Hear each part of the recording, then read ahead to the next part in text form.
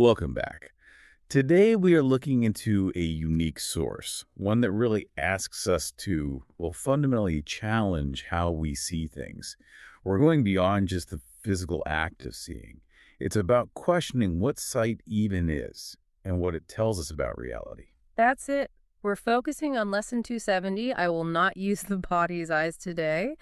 And what we want to do is unpack the idea that this isn't just about physical sight. It's also about, mental projection, how we interpret things emotionally. The aim is understanding how we can consciously shift from seeing fear everywhere to, well, seeing forgiveness in our daily lives. Okay, let's get into it. To really grasp this kind of shift, we should start with the source text itself. It lays out the whole framework. Let's read it. Lesson 270. I will not use the body's eyes today. Father, Christ's vision is your gift to me, and it has power to translate all that the body's eyes behold into the sight of a forgiven world. How glorious and gracious is this world, yet how much more will I perceive in it than sight can give. The world forgiven signifies your son acknowledges his father, lets his dreams be brought to truth, and waits expectantly the one remaining instant more of time which ends forever, as your memory returns to him. And now his will is one with yours. His function now is but your own, and every thought except your own is gone. The quiet of today will bless our hearts, and through them peace will come to everyone. Christ is our eyes today, and through his sight we offer healing to the world through him, the Holy Son whom God created whole, the Holy Son whom God created one. That language is quite poetic, isn't it? Especially that first line, oh, will not use the body's eyes today. I mean, taken literally, that sounds impossible. We need our eyes to get around, right? To drive, answer emails, look at people. So how do we actually live this if it's clearly not suggesting literal blindness? Yeah, it's about choosing a different inner commentator, you could say, for the images we receive. Our physical eyes are neutral, aren't they? They just transmit light, shapes, colors. But the instant that image hits the mind, the ego jumps in to label it, to define it. That definition is what's meant by the body's sight. Mm. What the text calls Christ's vision, let's think of it as our highest wisdom or maybe compassionate perception. It's simply choosing not to accept the ego's definition. It shifts the meaning we assign. Ah, that distinction is vital. The eyes show the surface, but the mind provides the story, usually assigning judgment or threat. In that second part of the reading, it touches on some deeper philosophy, mentioning the one remaining instant more of time which ends forever. It's what that points to, essentially, is that when everything is seen through forgiveness, when the ego's interpretations are consistently set aside, perception as we know it kind of dissolves, there's nothing left to judge or fear. The whole point of this practice is aiming for that consistent inner peace where fear-based interpretation just doesn't have a foothold anymore.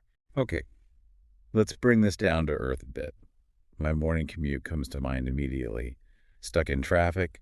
My physical eyes see brake lights, cars barely moving. But my mind, my ego, instantly defines it. You're late. You're losing precious time. These other drivers are clueless and blocking your way. It feels very personal, very stressful. Yes, and applying Christ's vision doesn't magically clear the road. The cars are still there, the brake lights are still on, but the meaning changes. Yeah. Instead of obstacles defined by your personal frustration, you might see fellow travelers, just people trying to get somewhere, like you. That immediate sense of being personally attacked starts to fade. The situation shifts from, this is a disaster for me, to something more neutral, like traffic is moving slowly right now. That neutralization. That feels like the crucial first step toward forgiveness, doesn't it? It removes the me from the center of the problem. We could apply this to money stress too, I imagine. Oh, absolutely. Think about seeing a stack of mail, maybe bills. The body's eyes just see envelopes. But the mind, especially if finances are tight, can immediately overlay fear, threat, debt, not enough. You don't even need to open them for that anxiety to flare up. The ego uses those shapes as proof of impending doom. Right. You see a physical object, and the mind projects a whole narrative of scarcity onto it. Correct. And the practice is about interrupting that narrative, shifting to that higher wisdom. You'd see, well, neutral pieces of paper representing transactions. It helps separate the practical task. Okay, I need to deal with this bill from the emotional panic the ego wants to attach to money itself. It brings a bit of peace right into that stressful moment, letting you handle things without the extra burden of fear. This is where it gets tricky sometimes, though, especially in relationships. I was thinking about my mother, my kids. She loves them to bits, wants to show that love. But her way often involves, well, breaking our food rules, loading them up with sugar. Then I'm left managing the fallout. So my body's eyes see the immediate consequence. Hyper kids, boundaries ignored, and the ego's interpretation jumps right in. She doesn't respect our rules. She's undermining us. Resentment builds up fast. And there's the ego defining an act of love, however misguided perhaps in its form as disrespect. Yes. So if I try to apply this lesson, if I pause and ask for Christ's vision, what I might see instead is the genuine, maybe overflowing joy of a grandparent just wanting to connect and give pleasure. The feeling shifts from irritation to maybe gratitude for our love, even if the form is difficult. But here's the big question, and I bet listeners wonder this too. Does choosing this forgiving perspective mean I just let the boundaries crumble? Do I just smile through the sugar rush? That's such an important point. It highlights a common misunderstanding. That forgiveness means becoming a doormat or enabling behavior you don't agree with.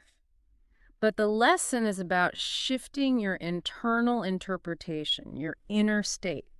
It's not primarily about dictating a specific external action. You forgive the person and see the underlying motive, which is likely love or connection, not malice. That dissolves the anger. So forgiveness takes the personal sting out of it. It removes the fuel for an argument. It does. When you can genuinely see her love, or at least her intention, you feel peace internally. And from that place of peace, you can communicate about the boundaries much more effectively. Maybe it's, Mom, we so appreciate the treats. Maybe next time just one. You're still addressing the practical issue, the rule, but you're not doing it from that place of righteous anger the ego prefers. You're defining the interaction as love, not conflict. That makes it workable. Yeah. It's refusing to label the world or the people in it as inherently hostile. And this ties directly into a listener's question, which forces us to think about sight even more broadly. They asked basically, okay, body's eyes are physical, but how does this apply when I'm tormented by things I can't physically see right now, like past mistakes or fears about the future? It's crucial, isn't it? Because so much of our suffering comes from these mental projections, not what's actually in front of us. So the body's eyes, in this broader sense, are like the ego's mechanism for projecting its scary movies onto the screen of our minds. Think about worry. Worry is essentially projecting fearful images into the future. Your physical eyes can't see tomorrow's meeting or next month's finances, but the mind paints vivid pictures. The meeting goes terribly, the money runs out, you get bad news. That's still the body's eyes at work, showing you ego-generated images of fear. I definitely see that in my work environment. We even have a term for it, catastrophizing.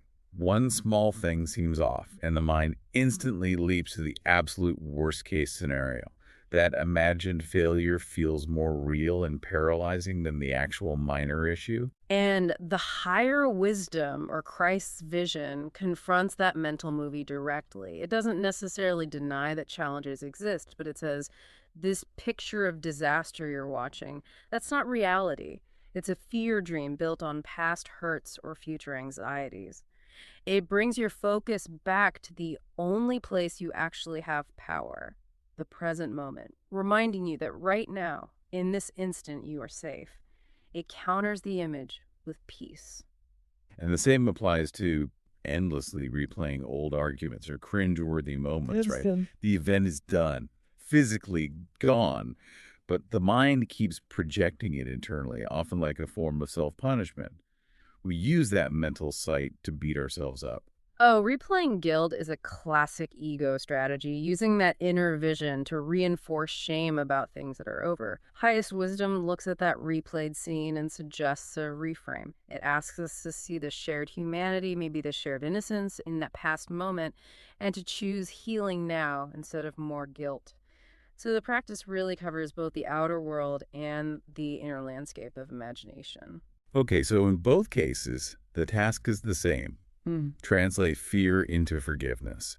But how do we actually do this consistently? It can feel a bit abstract. We probably need some practical steps, a way to interrupt the automatic pilot. Yes, it's all about that interruption. The ego is the default interpreter. We have to consciously insert a pause. So step one is just catching it, noticing the reaction as it happens. Step one, notice when your body's eyes react. That is, when the ego mind jumps in with a judgment, a fear, and anxiety about something you're seeing, whether it's out there like traffic or inside like a worrying thought. You have to catch that initial interpretation. Then step two has to be the conscious stop sign, using the lesson's core idea. Step two, mentally say the phrase, I will not use the body's eyes today. Or even just think, wait, that's the ego's story. You're deliberately interrupting that automatic narrative before it spirals. This is where you reclaim your power to choose how you see. Right. And once you've hit pause, you've created a space. You can't just leave it blank. You need to invite the alternative view. Step three, ask yourself, what would Christ's vision see here? Or maybe, what's the most peaceful, compassionate way to look at this? It's not about forcing an answer, just being open to a subtle shift inside, maybe a feeling of calm or connection, replacing the upset. And it's vital to apply this to the mental movies, too. No distinction between inner and outer. Step four, use the exact same process for those mental images. If you catch yourself projecting future doom or replaying past regrets, interrupt it. Ask for that higher perspective. Invite peace to redefine that mental scene instead of letting fear run the show. And the last step is just persistence, really. Yeah. Repetition. Step five, keep returning to this throughout your day. Recognize that every single time you try, whether you feel a big shift or not, you're training your mind. You're building that muscle for choosing peace, moving away from the automatic judgment of the body's eyes. And please, be gentle with yourself here. Don't judge how well you're doing it. The willingness to pause, the willingness to want to see differently, even if the old reaction comes back 5 minutes later, that is the success. That willingness is like planting a seed. It grows over time into a more natural, consistent way of choosing peace. So this practice really gets to the heart of how we construct our reality. Lesson 270 is fundamentally about choosing our interpretive framework. It's about actively refusing to accept the ego's fear-based labels for everything we perceive, outside and inside. Which loops us back to that intriguing line from the lesson about waiting for the one remaining instant more of time which ends forever. If Christ's vision, this practice of forgiveness, truly translates everything we perceive out of fear and into peace, how might that profound shift in perception ultimately change our relationship with time itself? Is time perhaps just another perception created by the body's eyes? That's something powerful to ponder in your own quiet reflection. That is a fascinating question to carry forward. Thank you for exploring this with us today. We encourage you to notice how you're using your sight, both inner and outer, as you go about your day.